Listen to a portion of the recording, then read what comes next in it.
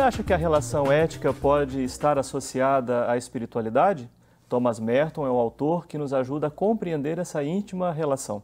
Está começando o Religare, Conhecimento e Religião, e hoje eu converso com Rodrigo Moreno. Ele é mestre em Ciências da Religião pela PUC Minas e é coordenador pedagógico no Colégio Marista Dom Silvério, em Belo Horizonte. Seja bem-vindo, Rodrigo. Prazer recebê-lo aqui. Prazer estar aqui com você, Flávio. Faz tempo que a gente não se vê. Sim. Um prazer muito grande. Uma grande oportunidade a gente encontrar aqui. Com toda certeza. Acompanhe as notícias da nossa programação pelo site da TV Horizonte. O endereço é tvhorizonte.com.br.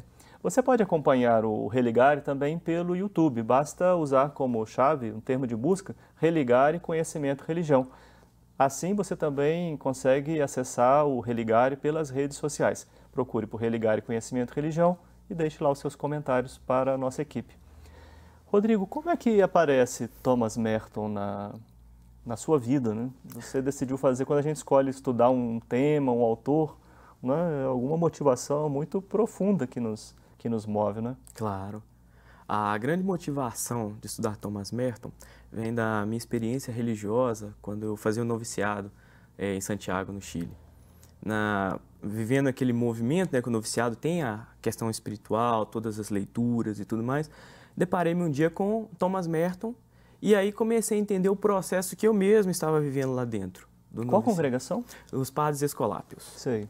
E nesse processo todo, né, eu fui lendo Thomas Merton e vendo que muito do que o meu mestre, Juan Frias, me passava, tinha uma ligação profunda com a espiritualidade de Merton, com aquilo que ele queria dizer e fazer e apresentar, né, para as pessoas convencionais, não só para os religiosos, mas para todo tipo de pessoas ligadas à religião ou não.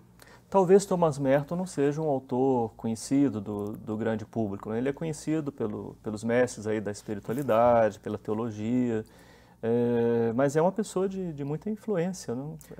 Quem é Thomas Merton? Thomas Merton, ele tem essa influência toda. Ele é um homem que nasceu numa guerra, na Primeira Guerra Mundial, os pais foram para os Estados Unidos, ou seja, sempre foi um estrangeiro, né? Isso vai influenciar toda a espiritualidade dele depois, e o andamento, né? Nunca se sentir em casa, né? Sentir-se um estrangeiro, sentir-se fora do lugar. E é um homem que passou sua vida estudando, se preparando, formou em letras nos Estados Unidos, na Universidade de Colômbia. E aí ele esteve imerso nisso, morou na Europa novamente, passou pela Inglaterra, os pais morreram ele muito jovem, e acabou que teve todo uma meada, um fio de meada que foi levando ele a se constituir. E foi nessas viagens, nesse itinerário todo, que ele encontrou nas igrejas, e principalmente em Trefontaine, lá na França, que é dos trapistas, né? Talvez essa inspiração que vai levá-lo ao monastério anos depois, a se tornar monge. Ele é padre, monge e se transformou num eremita ao final da vida. Como é que tudo isso se conjuga, né, na formulação da espiritualidade? Claro. A parte do padre, né? Ele se tornou, como diz, o padre é aquele que serve, aquele que está a serviço. E ele se colocou a serviço tanto na sua comunidade religiosa, na sua vida, nas suas vivências, no seu modo, né, de ir caminhando, mas também, né, em meio às pessoas, porque tinham pessoas que ele acompanhava espiritualmente, quando iam no monastério e tudo mais, e nos escritos que foram sendo levados, né, durante vários e vários anos para pessoas nos Estados Unidos e depois para a América Latina. Já na parte do ser religioso, ele queria um caráter de vida religiosa, um caráter fechado, de comunidade, que ele pudesse também ter acesso a esse movimento espiritual que ele estava buscando para construir a sua própria vida, né? Construir tanto a sua vida que ele acabou que se libertou da sua vida para viver junto com os demais. E o eremita era uma grande vontade dele desde o início do seu processo como religioso. Ele via no eremitário, né, um lugar de solidão, que vai ser um dos temas que ele vai levar adiante. Solidão e silêncio. A busca, né, que faz a gente se abrir. Abrir para quê? Abrir para Deus. É ali que se situa. Então essas três esferas, elas se juntam, o padre, o monge e o eremita, para construir e consolidar uma espiritualidade de abertura para Deus. Agora, ele também é reconhecido como um dos fundadores da teologia da libertação, da espiritualidade da libertação. Isto, da espiritualidade da libertação. Porque autores, né, os primeiros a formularem a teologia da libertação, né, até o Gutierrez e tudo mais, acabam tendo acesso a essa literatura de Merton, essa profundidade que ele traz de uma ação libertadora de Deus na vida do ser humano, de forma com que ele se liberte das situações do cotidiano, mundanas, do si próprio, do individualismo, e se abra ao outro, não só ao outro Flávio, Rodrigo e todas as demais pessoas, mas ao outro Deus também. Né? Então aí é uma forma, e isso vai entrar nas veias da teologia da libertação e vai se espalhar construindo. Sim, por esse fato, imagino que essa consideração sobre o mundo não é carregada de negatividade. Não.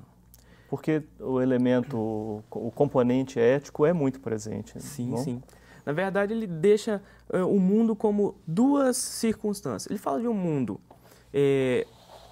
em duas esferas humanas muito próprias. O mundo do si próprio, o mundo do eu mesmo, egoísmo, gerenciado. E um mundo de abertura para Deus, que coexistem na mesma existência humana, no dia a dia. Ele não está falando de objetos, de se é real, se não é real. Ele está falando de situações humanas.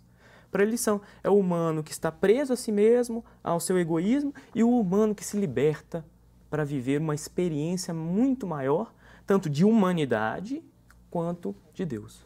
Há um tipo de ideal nesse ser humano que se abre, e pergunto, esse ideal, né, se volta para esse eu egoísta, esse eu do si mesmo, né, que você coloca e avalia negativamente, não? Eu tenho que me libertar disso? Não, na verdade é um processo. É um processo que vai se dando ao longo que a pessoa vai se abrindo à espiritualidade, à profundidade de buscando dentro de si, em sua vivência, em suas vidas, né, em sua vida, tudo aquilo que pode ajudá-la. Né? E lá na profundidade é que acontece o movimento. Não é julgar o si próprio, né, o egoísmo como uma coisa ruim. Ele já tem as suas dificuldades, né? Mas quando a gente se abre, a gente está falando de um eu, de uma pessoa, de uma identidade que se abre para um todo, que pensa mais, não só pensa em si, numa outra pessoa e no mundo à sua volta. Eu tenho insistido nessa questão, Rodrigo, porque hoje em dia tantas espiritualidades ou discursos que se apresentam como de espiritualidade, de conhecimento de si, fazem um caminho, se eu estiver enganado, né, peço até que você me ajude, assim, mas que levam exatamente a um fechamento, né, no si mesmo, enfim, basicamente isso, né, conhecer-se, descobrir-se, mas fechado aí. Isso. Né? E o que você está me apresentando é uma espiritualidade que faz um caminho inverso. Exatamente, faz um caminho inverso. É uma espiritualidade em que você vai se adentrando através das virtudes, através do silêncio, da solidão, em si mesmo, no profundo de si. E lá nós podemos falar que existe um nada ali. Existe um profundo nada. Né? E esse nada, o que se encontra nele? Thomas Merton fala, aí que Deus se revela. Porque quando o ser humano chega ao seu mais profundo, o seu nada, ele encontra, como diz, a sua origem primeira, a sua ligação natural com Deus, a sua ligação própria com Deus. E ali, o que fala? O que Jesus fez? Quando ele mesmo estava caminhando com os discípulos, quando ele chegou aos seus 33 anos, né, aos seus 30 anos, ele estava na sociedade lá, ele se abriu totalmente e inteiramente. Thomas Merton relê tanto Santo Agostinho quanto Jesus. A inspiração dele é esse segmento de Jesus, o sair do si mesmo na profundidade e buscar o quê? Levar a palavra de Deus, o amor para os demais. Sim. Você falou das virtudes e uma delas, muito importante no pensamento de Thomas Merton, é a humildade, né? Muito própria desse mundo, do mundo trapista. Né? Exatamente. Que centralidade tem a humildade nesse caminho? A humildade tem uma centralidade fantástica. Eu diria fantástica, porque é deixar de olhar as coisas como objetos, mas olhar como o que elas são mesmo. coisas a nosso favor, instrumentos para o nosso uso diário, pessoas que nós reconhecer o outro como pessoa, saber também, a humildade diz quem eu sou de verdade. Ela me ajuda a entender esse quem eu sou de verdade, me ajuda a me abrir para o mundo, né? Abrir para as coisas. A humildade ela é um ponto que, tipo assim, ser humilde é se transformar e se transformando, se abrir. E se abrindo, fazer um mundo totalmente novo. A humildade, ela tem uma função fantástica. Sim, e daí desse princípio, ele destaca outras virtudes importantes. Ah, sim. Ele vai trabalhar um leque dessas. Na verdade, a virtude ela é um tema transversal dentro do horizonte das obras de Thomas Merton. Quando você fala em virtude, ela vai atravessando todos esses movimentos, toda essa literatura dele e vai dizendo, ele trabalha tanto a pobreza quanto a bondade, quanto as outras virtudes no seu caráter, até a fé, como uma virtude, né? Uma virtude teologal, mas aqui ele coloca como uma virtude humana. Com muita tranquilidade fala isso, porque tudo isso é bom. E tudo que é bom para o ser humano só tende a levá-lo para o melhor. E tudo que tende a levá-lo para o melhor faz com que ele seja cada vez uma pessoa mais íntegra, mais responsável e mais justa, tanto consigo quanto com a sociedade no geral. Muito bem, nós vamos continuar a nossa conversa no segundo bloco. Eu estou aqui com o Rodrigo Moreno, ele é mestre em Ciências da Religião pela PUC Minas, coordenador pedagógico no Colégio Marista Dom Silvério, em Belo Horizonte. Nós vamos fazer um breve intervalo e voltamos já para falar um pouco mais sobre Thomas Merton. Até já.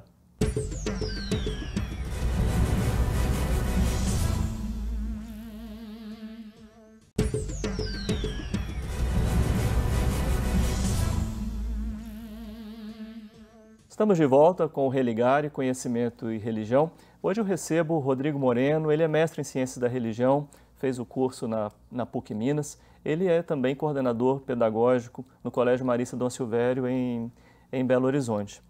Eu gostaria de nesse bloco, começar falando, Rodrigo, sobre o engajamento. A gente está falando, né, de um homem da mística, como falamos no primeiro bloco, a gente às vezes tem a impressão de que essas pessoas estão afastadas do mundo, das temáticas, assim, do cotidiano, né? Uhum. Merton não foi um homem assim, né? Como é que ele se apresenta como um homem engajado nas questões do seu tempo? Engraçado, né? Como um monge pode se engajar nas questões do seu tempo, né? Mas Thomas Merton... no Brasil nós temos alguns, né? Nós temos alguns. Poderíamos citá-lo aqui. Né? Agora, nos Estados Unidos, naquele período, um fechamento, uma espiritualidade tão assim, mas os trapistas são sempre pé no chão. E Thomas Merton é um exemplo disso fabuloso. Antes da vivência religiosa, de ser monge, ele já era uma pessoa engajada. Lutou, né, fez placas, comícios, falou na universidade, a favor e contra aquele movimento que surgia na sua época contra o fascismo, contra o nazismo. Quando chega, que estava iniciando, quando ele se torna monge, já está começando a Segunda Guerra Mundial praticamente. Então aí, o que ele vai fazer? Ele vai criticar essa Segunda Guerra Mundial. Por que essa matança desenfreada? Inclusive, em algum dos diários dele, ele fala, já sinto até o cheiro dos corpos dos jovens que vão para essa guerra. Isso é uma tragédia. E é uma tragédia. Então, é um homem que fez reflexões criticando e, ao mesmo tempo, tentando dar soluções pela via espiritual de como resolver essas impasses do mundo. Também ele falou da guerra do Vietnã, se posicionou contra, ele ouvia o rádio todo dia, apesar de ser um monge, ele ouvia o rádio todo dia, fazia os escritos dele, enviava cartas a pessoas, a membros de comunidades, outras comunidades religiosas, membros de igrejas, e fora as pessoas com quem ele mesmo conversava. Inclusive, um dos escritores, Edward Rice, né, um escritor americano, que vai fazer depois uma bibliografia dele. Então, ele vai tentar sempre estar envolvido nisso, sempre estar à sua posição, né? Sempre dar essa posição. Inclusive, quando ele visita Cuba, ele vai fazer essa diferenciação entre o que é Cuba e o que é Nova York. E quanto uma é diferente da outra, né? E todo esse percurso, ele vai falar da América Latina, das ditaduras, ele vai sempre se colocar como um crítico e depois vai atuar, né, levando sua palavra, suas palestras no Oriente, onde ele vai depois vir a morrer lá mesmo, né, em Bangkok. Sim. Veja, você também no primeiro bloco chamou atenção para o valor que tem o silêncio, né? Uhum. Acho que ninguém pode também estranhar isso, né, no caminho da espiritualidade. Embora haja tanta espiritualidade barulhenta por aí, É né? verdade. Mas enfim. E há uma expressão em Merton que é curiosa, né? A metafísica do silêncio. O que significa isso no pensamento de Merton? Ajuda a gente a entender um pouco sobre isso. Metafísica em Merton é transcendência. Mas o que seria uma transcendência? Transcendência é uma palavra difícil a gente explicar, mas é no simples, no acabado. É um mergulho, a pessoa se coloca em solidão primeiro, tem que ser uma coisa física, em solidão.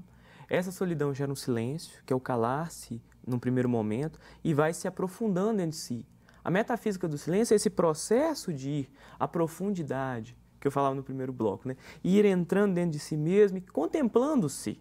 Contemplando tudo que as vivências, tudo mais, mas através do silêncio. Então o silêncio é esse fio condutor do ser humano até a profundidade do seu nada.